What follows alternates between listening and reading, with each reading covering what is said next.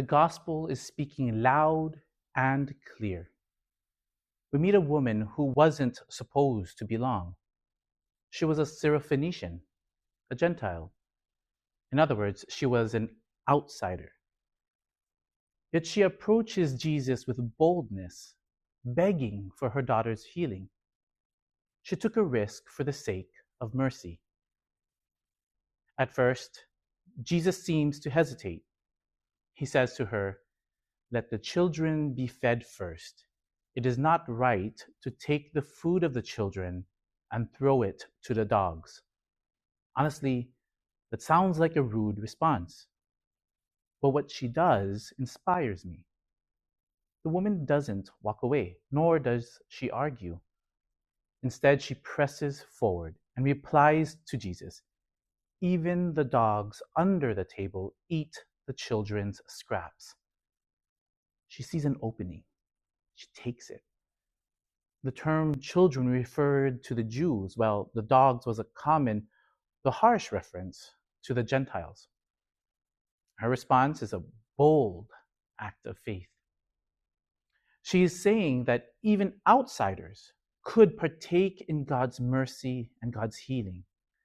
And her faith moves Jesus. She took a risk for the sake of mercy. And because of her persistence, her daughter is healed. This woman believed that God's mercy had room for her, even when others said she didn't belong. And Jesus, well, he listens. He responds. His mission expands beyond what was expected, beyond the Jewish people and into Gentile territory. Now, this story is not just about a miracle. It's about how Jesus sees and responds to those on the margins. It's about a faith that refuses to be ignored. And it's about mercy that breaks through boundaries. Today, we live in a world where boundaries are fiercely debated, and we face urgent questions. For example, who belongs? Who is worthy of help? Who comes first? And these questions are not abstract. They are questions that are shaping policies, domestically and abroad. They're affecting the lives of real people and altering their futures. In the US, the national conversation about immigration has intensified.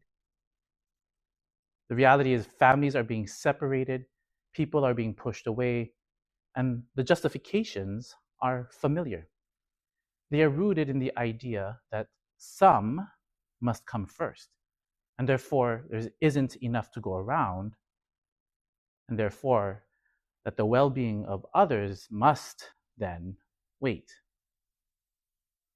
But Pope Francis, in his recent letter to the bishops of the United States earlier this week, challenges this mindset. He reminds us that the gospel does not operate on a logic of scarcity, but on the reality of God's abundance. He calls for a vision of faith that does not retreat into fear, but leans into a love that recognizes the dignity of every person, especially those seeking refuge. He calls us to respond, not just with words, but also with action. The Syrophoenician woman refused to accept that God's mercy had limits. She insisted that God's mercy reaches beyond the expected. And she took a risk for the sake of mercy. She was right, and she was heard. And there was room for her and for her daughter. And because of that, she and her daughter were changed. But so was Jesus. This encounter stretched his mission, revealing that God's love is bigger than boundaries. Faith calls us to see the world as Jesus does, not through exclusion, but through radical mercy. That means choosing to listen, especially to those who are dismissed.